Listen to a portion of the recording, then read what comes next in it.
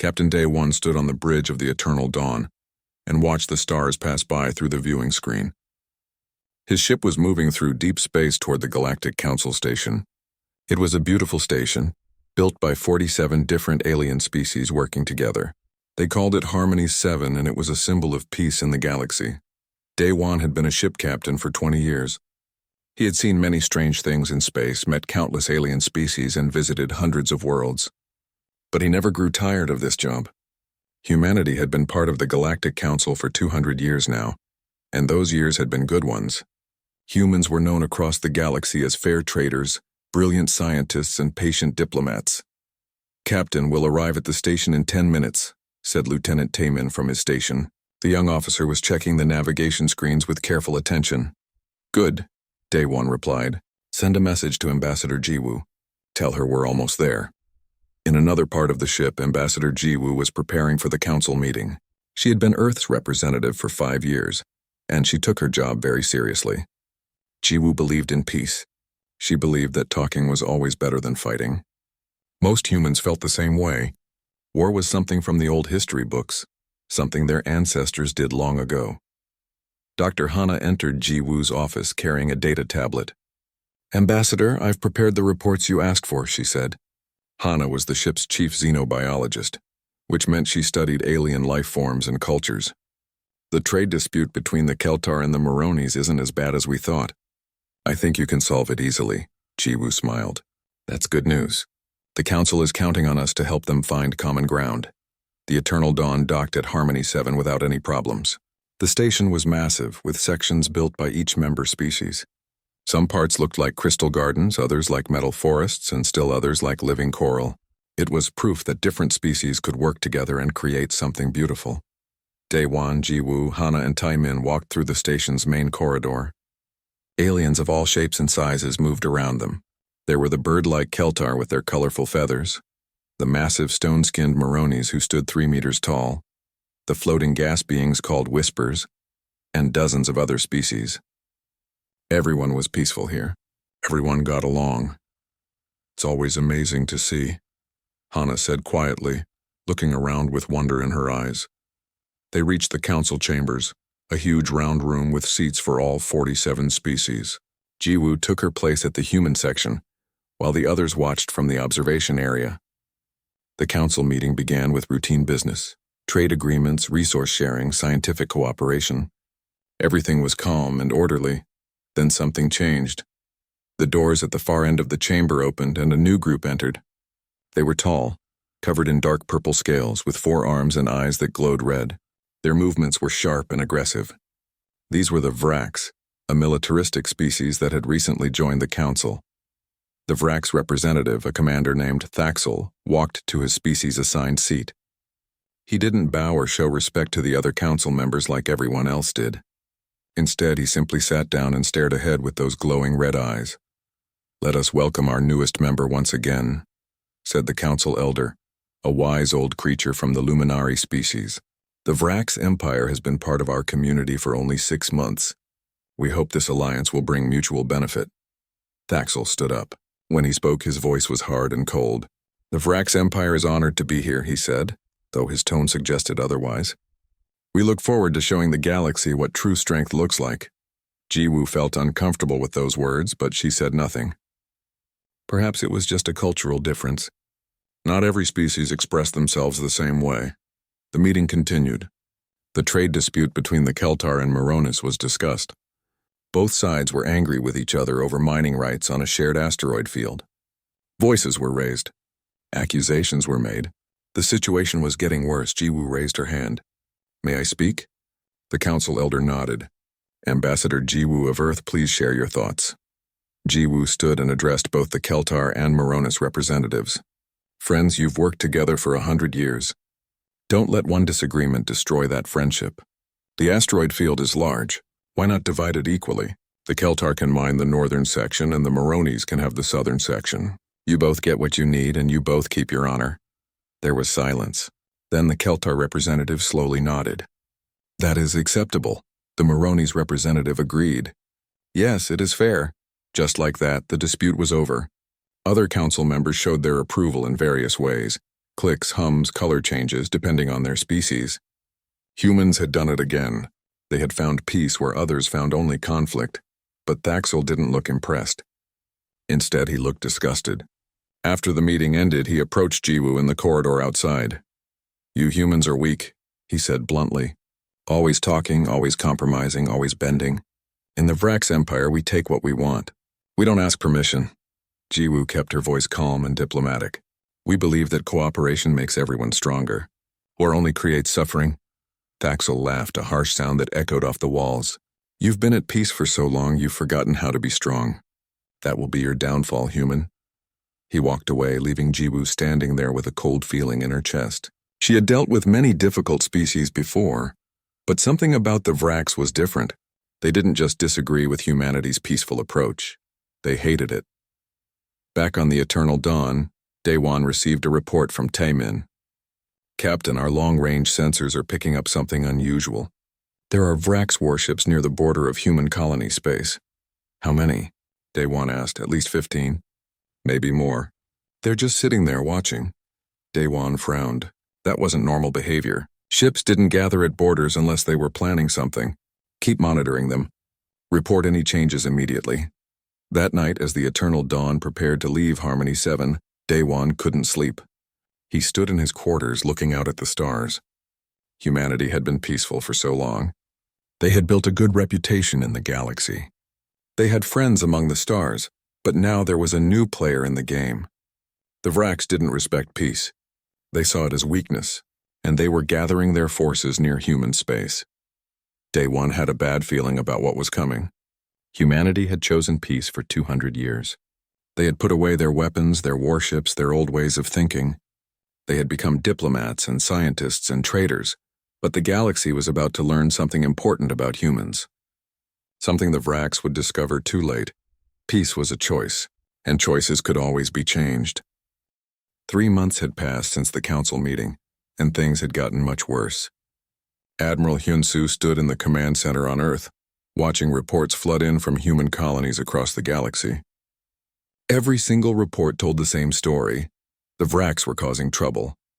"Another incident at the Newton station," reported one of his officers. Vrax soldiers stopped a human trade ship, searched it for 6 hours, and confiscated half the cargo. They claimed it was illegal, but it wasn't. Hyun-soo clenched his jaw. This was the 15th incident this week alone. The Vrax were testing humanity's patience, pushing boundaries, seeing how much they could get away with. What did the captain do? "Nothing, sir. He followed protocol. He didn't fight back.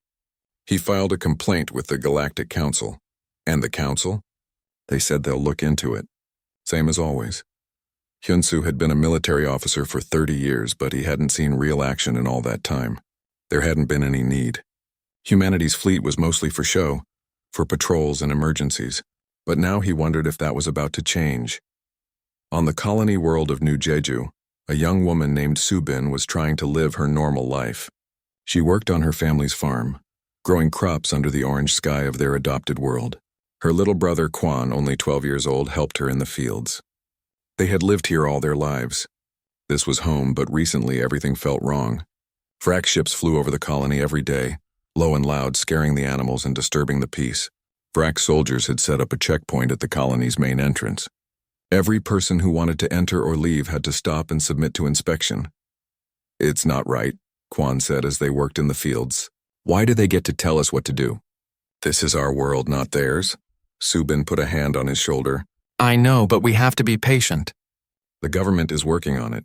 They'll find a peaceful solution." She hoped she was telling the truth. She hoped someone was doing something. Back on Earth, Ambassador Jiwoo was in a heated discussion with the Galactic Council through a long-distance communication channel. "The Vrax are violating 23 different peace agreements," she said, her voice strained with frustration. "They're harassing our colonies, detaining our ships, and threatening our citizens. You must take action." The council elder's image flickered on the screen. The old alien looked tired. "Ambassador Jiwoo, we understand your concerns. But the Vrax are a powerful species. Their military is vast. If we punish them, they might leave the council. They might even attack us, so you're doing nothing?" Jiwoo couldn't believe what she was hearing. "You're letting them do whatever they want because you're afraid?" We are being cautious. There is a difference. Jiwoo ended the call. She wanted to scream. The council was supposed to keep peace, but they were cowards. They cared more about not making the Vraks angry than about protecting their members. She reported to Earth's government. The council won't help us. We're on our own. Chairman Dong-hyun listened carefully. He was an older man who had led Earth's government for 10 years. He believed strongly in peace, just like most humans did. Continue diplomatic efforts, he told Jiwoo. We will not be the ones who break the peace. We will show patience, but how long could patience last? On New Jeju, things got worse. Vrak soldiers arrived at Subin's farm one morning. There were 5 of them, all heavily armed, all looking at the humans like they were insects. This farm is too big, the lead soldier said. The Vrak's empire needs resources. You will give us half of your crops as tribute. Subin's father stepped forward. This is our land. Our crops. You have no right. The Vrak soldier hit him, just backhanded him across the face, sending him falling to the ground. Kwan cried out and ran to his father. You will obey, the soldier said, or you will suffer. They took half the crops. They took equipment too. Then they left, laughing among themselves. Kwan helped his father into the house. His father's face was bruised and bleeding. Why didn't we fight back? Kwan asked, crying. Why did we let them do that? Because fighting would make it worse, his father said quietly. We have to trust that Earth will protect us. But Subin wasn't sure anymore. She sent a message to Earth that night. How much longer must we endure? When will someone help us? Admiral Hyun-soo received hundreds of messages like that. Every colony, every station, every human settlement outside of Earth itself was suffering. The Vraks were treating them like slaves, like lesser beings who deserved no respect. He went to Chairman Dong-hyun. Sir, we need to deploy defensive fleets. Put warships at our colonies. Show the Vraks we won't tolerate this anymore. That would be seen as aggression, Dong-hyun said. It might start a war. They've already started it. They just haven't fired the first shot yet. Then we wait for that shot. We will not be the aggressors. Humanity gave up war 200 years ago. I won't be the leader who brings it back. Hyun-soo left the meeting feeling helpless. He was a military man, trained to protect people, and he wasn't allowed to do his job. Weeks passed. The situation continued to get worse. Vrak soldiers set up camps on 3 human colonies. They walked through the streets like they owned the place. They took what they wanted: food, supplies, sometimes even personal belongings from colonists. If anyone protested, they were beaten or arrested. The Galactic Council did nothing. Other species watched but didn't help. Everyone was too afraid of the Vrak's military. On New Jeju, Kwan watched Vrak soldiers destroy his family's equipment one day, just for fun. They laughed as they smashed machines that had taken years to build and save for. His father stood there, fists clenched, but did nothing. Couldn't do anything. That night, Kwan asked his sister, Subin, are humans weak? Are we really as weak as the Vraks say? Subin held him close. She didn't know how to answer that. Humans had been peaceful for so long. She didn't know if they could be anything else anymore. Then came the day that changed everything. The medical vessel Hope's Light was traveling through space, carrying 3,000 people. Most of them were doctors and nurses going to help with a plague outbreak on a distant colony. There were also patients being transported to better hospitals and families traveling with them. Children, elderly people, all civilians, all unarmed. The ship was clearly marked with medical symbols. Its transponder identified it as a non-military vessel. Under galactic law, medical ships were absolutely protected. No one attacked medical ships. It was the one rule everyone followed. A Vrak's warship intercepted the Hope's Light near the border. Without warning, without communication, without mercy, the Vrak ship opened fire. The Hope's Light tried to send a distress signal, but it was destroyed within minutes. 3,000 people died. Men, women, children. It didn't matter to the Vraks. They killed them all. Only 47 people survived, found in an emergency pod by a passing trade ship hours later. One of them was a young soldier named Myung, who had been escorting medical supplies. He was badly injured, burned and broken, but alive. When news reached Earth, everything stopped. People poured into the streets. Not to protest, not to cry, but to stand in silence, feeling something they hadn't felt in 200 years. Anger. Pure, cold, terrible anger. Chairman Dong-hyun addressed the entire human population that evening. His face was hard as stone. His eyes were different. Something had broken inside him, inside all of humanity. For 200 years we chose peace, he said slowly. We believed talking was better than fighting. We believed patience would win the day. We were wrong. The Vrax destroyed a medical ship. They murdered 3,000 innocent people. They spat on every law, every treaty, every principle we hold dear. And the Galactic Council does nothing. He paused. The silence was deafening. We tried peace. We showed patience. We offered friendship. They answered with murder. So now we give them something else. Now we remind the galaxy what humanity truly is. Across human space, old systems came online. Weapons factories that had been dormant for centuries started working again. Warships in storage were brought out and prepared. Soldiers who had only trained for parades began training for war. The galaxy was about to remember something important. Humans weren't peaceful because they were weak. They were peaceful because they chose to be. And that choice had just ended. Dr. Young-Ho died protecting his patients. When the Vrax weapons tore through the Hope's light, he was in the medical bay with 15 children who were being transported for treatment. The explosion ripped through the walls and the ship began breaking apart. In those final moments, Young-Ho used his own body to shield 3 children, pushing them toward an emergency pod. 2 of those children survived. Young-Ho didn't. Myung lay in a hospital bed on Earth, his body covered in bandages. He was one of the lucky 47. But he didn't feel lucky. He remembered the screams, the fire, the feeling of the ship dying around him. He remembered watching people he knew get sucked into space when the hull broke open. They said it was a navigation error, a nurse told him quietly. The Vrax Empire claims their ship accidentally fired on yours. They say it was a mistake. Myung closed his eyes. A mistake. 3,000 people dead, and the Vrax called it a mistake. And worse than that, they refused to apologize. Overlord Thaxel, the supreme commander of the Vrax Empire, released a statement saying the humans should have moved their medical ship out of Vrax patrol routes. They blamed the victims. The Galactic Council met for an emergency session. Ambassador Jiwoo stood before them one last time. She looked different now. Her face was calm, but her eyes were ice cold. The Vrax murdered 3,000 civilians, she said. They destroyed a protected medical vessel. Under galactic law, this is the worst crime possible.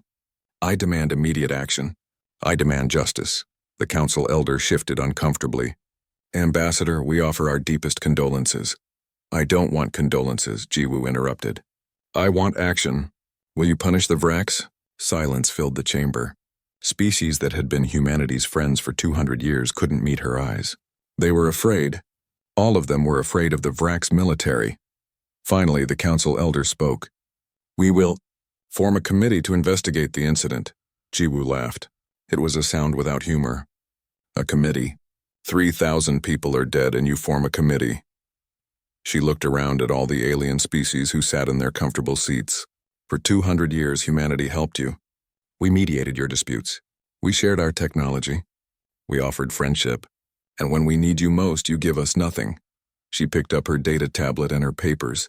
I am recalling all human diplomats from the Galactic Council, effective immediately. We will no longer participate in this council of cowards. Ambassador Jiwoo, please.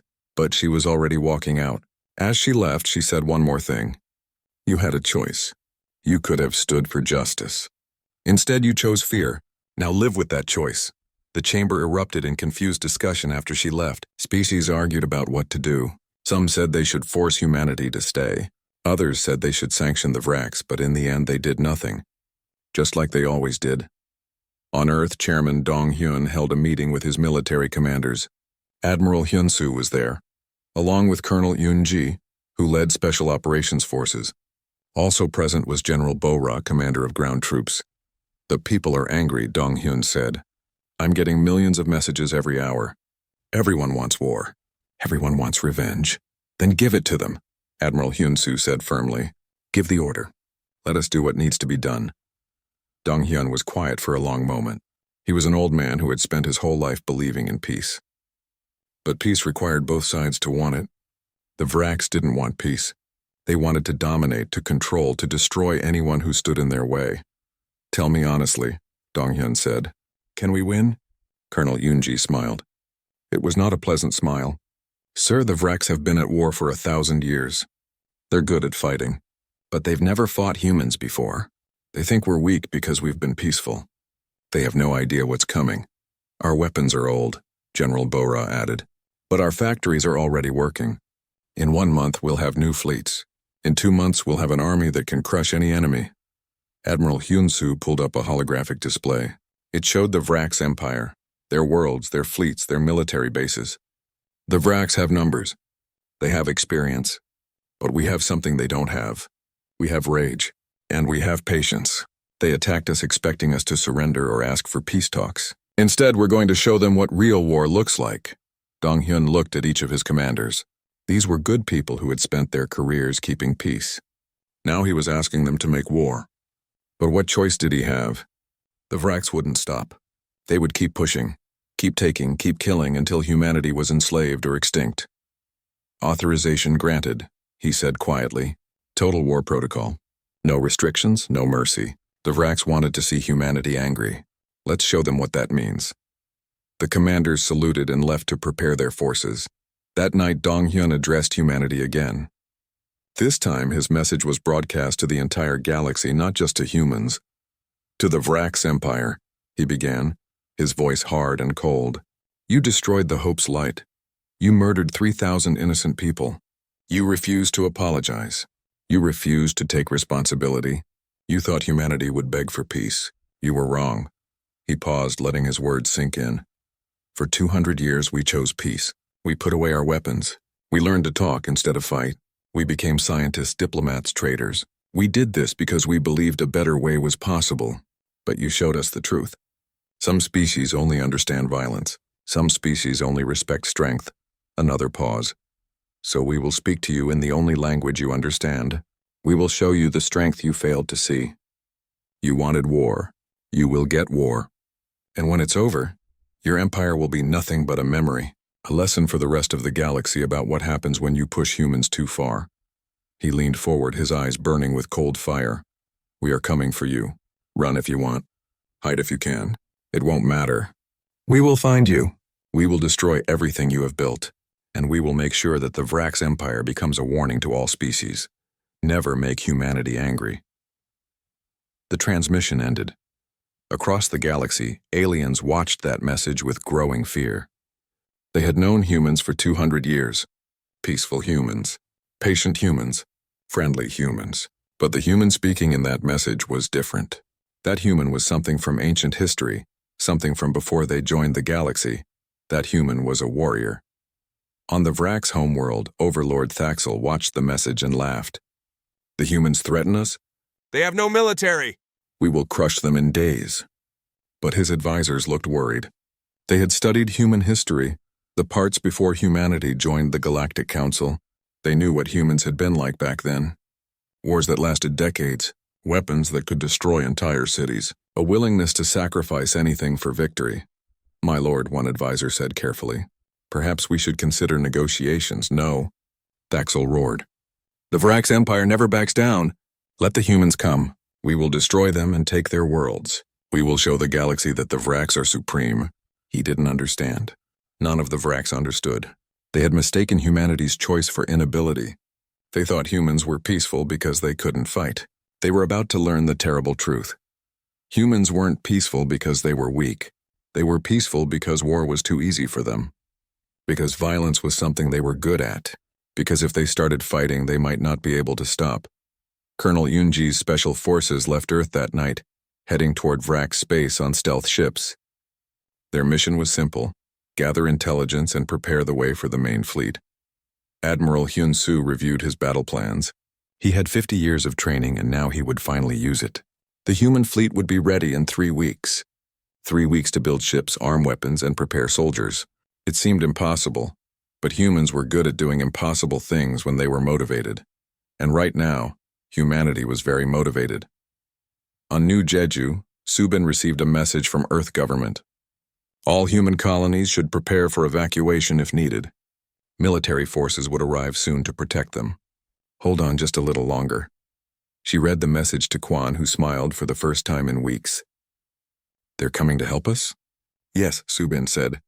Earth hasn't forgotten us. That night, as she lay in bed, Subin thought about the future. War was coming.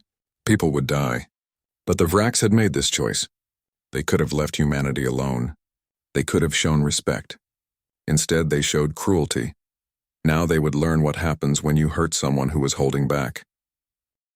Commander Jae-sung stood on the bridge of the dreadnought Fury Unbound and watched his crew work.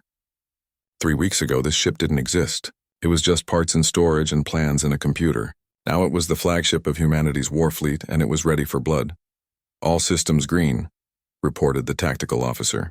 Weapons armed. Shields at full. We're ready, Commander.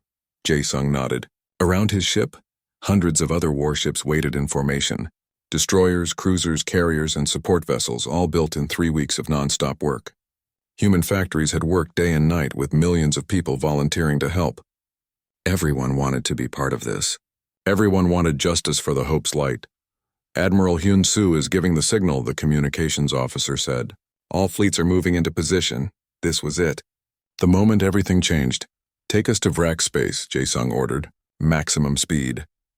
The Fury Unbound jumped into hyperspace, and behind it, the entire human war fleet followed like a swarm of angry hornets. The Vraks had 3 battle groups guarding their outer territories. Each group had about 50 ships. They were experienced veterans who had fought in dozens of wars. When their sensors detected the human fleet approaching, they prepared for an easy victory. Only 300 human ships. The Vrak's commander reported to his superiors. We outnumber them. This will be over quickly. He was right about it being quick, just not in the way he expected. The human fleet dropped out of hyperspace in perfect formation. The Vrak's fleet moved to attack, confident and aggressive. Then the humans opened fire. What happened next shocked everyone watching. Human weapons weren't like normal galactic weapons. They were different, faster, stronger, more precise. Kinetic cannons that fired metal slugs at near light speed.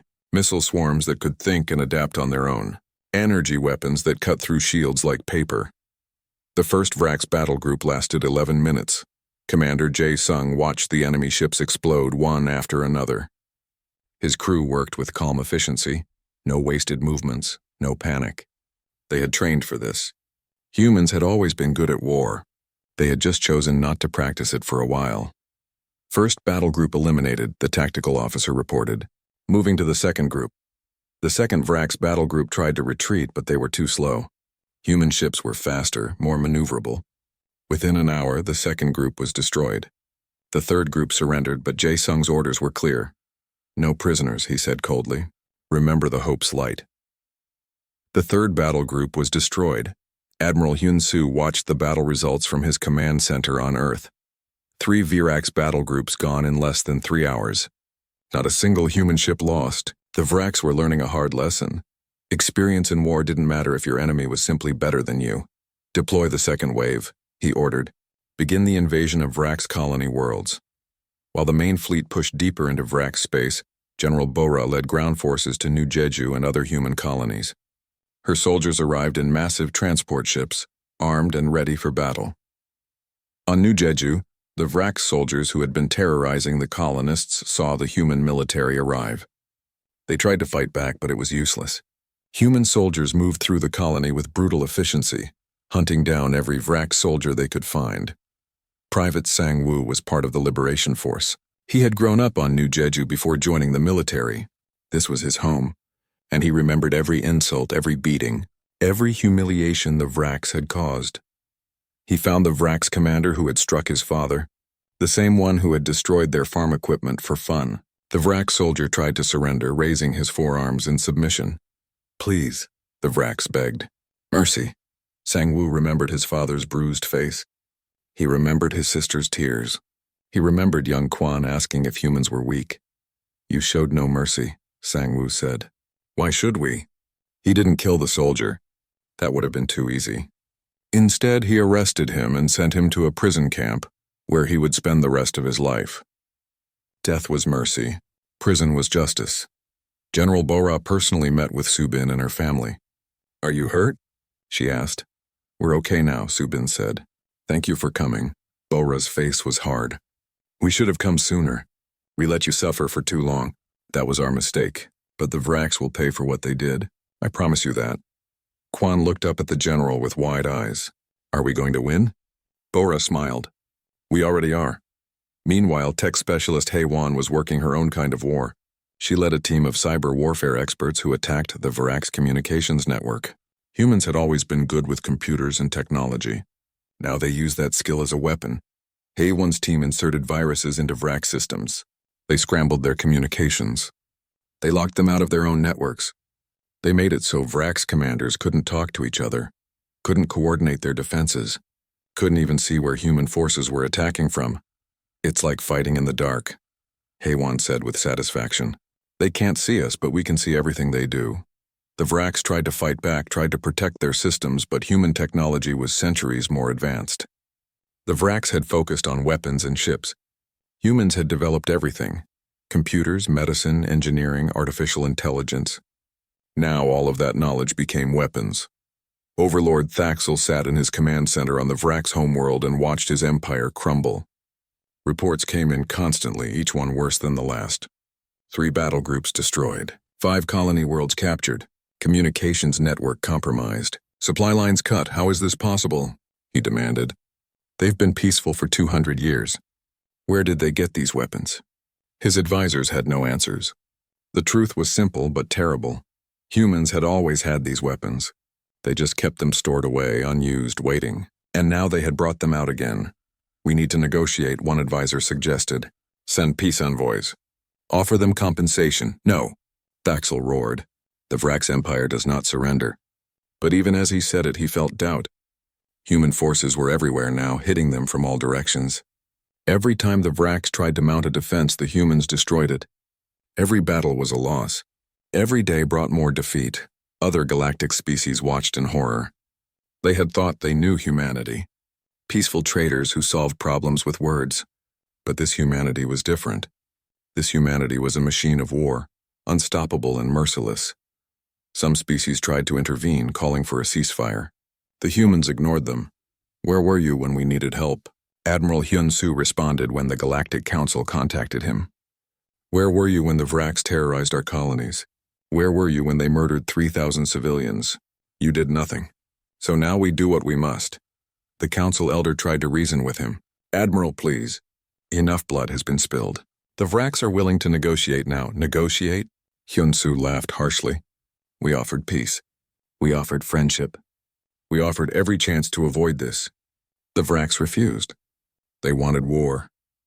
So we're giving them war, and we won't stop until their empire is dust. He ended the transmission. Commander Jae-sung's fleet reached the inner territories of the Varax Empire.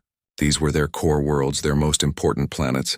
The Varax had pulled back all their forces to defend these worlds, gathering every ship they had left. They have 300 ships waiting for us, the tactical officer reported. They're ready for a final battle. Jae-sung studied the tactical display. The Varax were desperate now. They would fight with everything they had. This would be the biggest battle yet. Send a message to all ships, he ordered. Remember why we're here. Remember the Hope's light. Remember every human who suffered under Varax cruelty. Today, we end this empire forever. The human fleet charged forward. The Varax fleet met them head-on. Space filled with weapons fire, explosions, and dying ships. For an hour, the battle raged with desperate intensity. But the outcome was never in doubt. Human weapons were better. Human tactics were smarter. Human ships were faster. And most importantly, humans fought with a cold fury that the Varax couldn't match. When the battle ended, the Varax fleet was gone. Destroyed. Every single ship. The path to the Varax homeworld was now open. General Bora received the news while still on New Jeju. She gathered Sang-woo and the other soldiers. The final assault begins tomorrow. Anyone who wants to join the invasion fleet, speak now. Every single soldier volunteered. They had all lost something to the Varax. Now they wanted to be there at the end. Subin watched the soldiers prepare to leave. She found Sang-woo before he boarded the transport. Be careful, she said. I will, he promised. When I come back, the Varax Empire will be gone. Your children will never have to fear them. I hope there's still something good left in us when this is over, Subin said quietly. I hope we can be peaceful again. Sang-woo didn't know how to answer that. War changed people. He could feel it changing him. But maybe that was okay. Maybe some things needed to change. President Minji looked out at Earth from her office window. She had been elected just 2 months ago.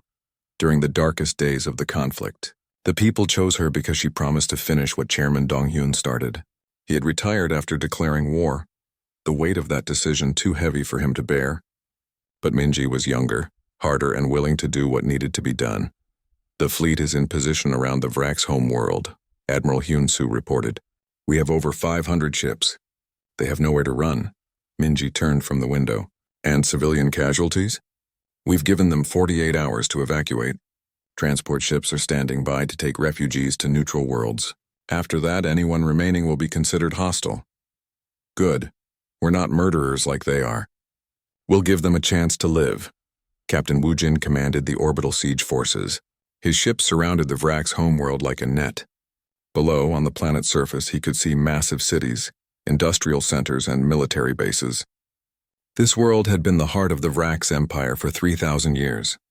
In 2 days, it would be a graveyard.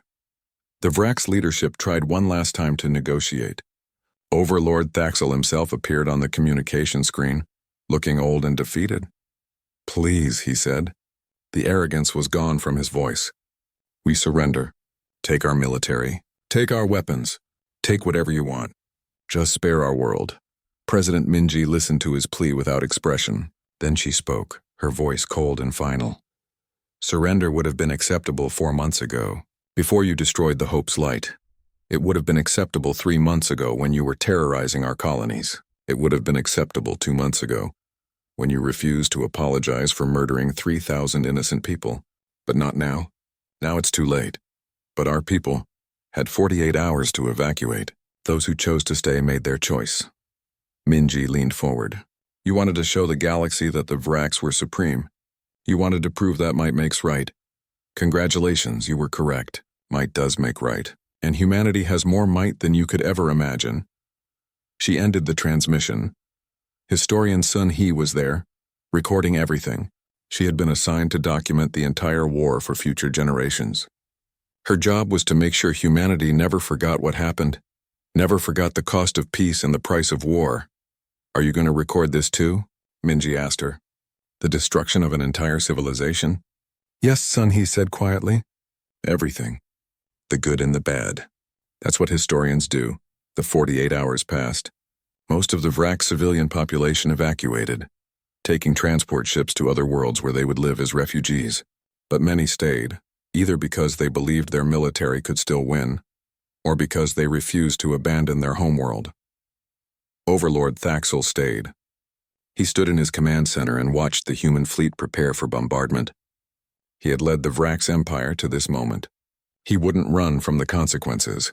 Begin the siege, President Minji ordered. Captain Woo Jin gave his fleet the signal. Human ships opened fire on military targets across the planet. Bases exploded. Weapons factories disintegrated. Defense platforms fell from orbit in flames.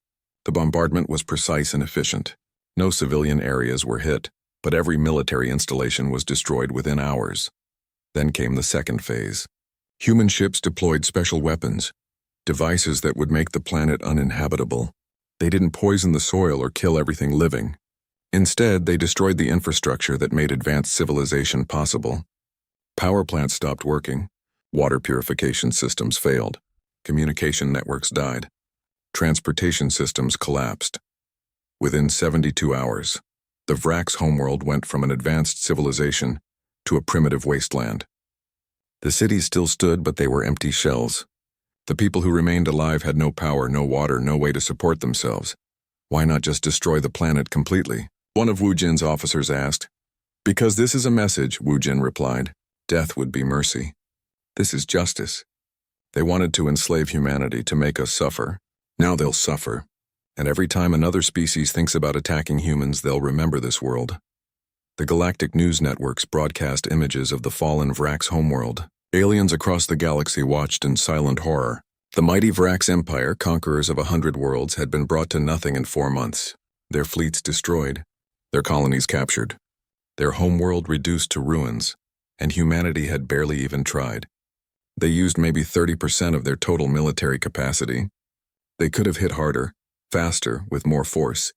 But they wanted to send a message, not just win a war. The message was clear: never make humanity angry. Ambassador Jiwoo returned to the Galactic Council for the first time since walking out months ago. The chamber was different now. Species that had ignored humanity's pleas for help now watched her with fear and respect. The Vrax Empire no longer exists, she announced. Their military is destroyed. Their government is dissolved. Their worlds are under human administration. The surviving Vrax population has been relocated to designated zones where they will be monitored. The council elder spoke carefully, afraid of offending her. What will humanity do now? Will you continue military operations? No, Jiwoo said. The war is over. We're not conquerors. We never wanted this. We wanted peace, remember? You all saw us try for peace. You watched the Vrax attack us. You did nothing. So we did what we had to do. She looked around at all the alien species. From now on, the Galactic Council will have new rules. First, any member species that attacks another member will face immediate military action. Second, humans will enforce these rules. Third, if any species has a problem with this arrangement, they're free to leave the council. No one objected. No one dared. On New Jeju, life slowly returned to normal. The Vrax were gone. Human military forces remained to protect the colony, but the fear was over. Subin worked her farm again and Quan helped her just like before. But they were different now. Everyone was different. Do you think we did the right thing? Quan asked one day. He was older now, almost 13. The war had aged him in ways that had nothing to do with time. Subin thought carefully before answering. The Vrax gave us no choice. We tried peace. We offered every chance. They chose violence. What happened to them is what they brought on themselves. But we destroyed them completely, their whole civilization. Yes, and now no other species will make the same mistake. Subin put a hand on her brother's shoulder. I hope we never have to fight again. I hope we can go back to being peaceful, but if someone threatens us again, I hope we remember that we can fight, that we're not victims, that we're strong. Private Sangwoo returned home to New Jeju as a war hero. He had fought in the final assault on the Vrax homeworld. He had seen things he would never forget, done things that would haunt him, but he also knew he had protected his family, his home, his people. General Bora retired after the war. She had done her duty, but she didn't want to be a soldier anymore. I hope we never need generals again, she told her replacement. I hope humanity stays peaceful, but if we're threatened, the new general asked. Then we remember the Vrax. We remember what happens when you push humans too far. Admiral Hyun-soo stayed in service, rebuilding Earth's military into a permanent defense force. The old days of having no real military were over. Humanity would keep its warships now, keep its weapons ready, keep its soldiers trained, not because they wanted war, but because peace only worked when you could defend it. Commander Jae-sung took the Fury Unbound on patrol missions across human space. His ship was a symbol now, a reminder of human strength. Wherever he went, other species treated him with respect. Fear too, but respect. Captain Woo Jin became an instructor, teaching the next generation of officers. We're not monsters, he told his students. We did what we had to do. But never forget the cost. War should always be the last option, but when it becomes necessary, fight with everything you have. Tech specialist Hai Wan went back to civilian work, developing new technologies for peaceful purposes. She had seen what human innovation could do when turned toward war. Now she wanted to see what it could do for peace. President Min-ji served 2 terms, guiding humanity through the difficult transition from war back to peace. It wasn't easy. Many humans struggled with what they had done. Some felt guilty. Others felt proud. Most felt both. We changed as a species, Min-ji said in her final speech as president. We learned that peace is a choice, but so is defending yourself. We learned that patience has limits. We learned that being gentle doesn't mean being weak. The Vrax taught us these lessons the hard way. I hope we never forget them. 50 years passed. A new generation grew up, one that only knew the war from history books. The Vrax were scattered across the galaxy in small groups, never allowed to gather in large numbers. They worked as laborers, as servants, as whatever jobs they could find. Their empire was gone, their pride broken, their power destroyed. Some people felt sorry for them. Others said they deserved it. But everyone agreed on one thing. They served as a warning. In schools across the galaxy, children learned about the Vrax War. They learned about the Hope's Light. They learned how the Vraks mistook peace for weakness,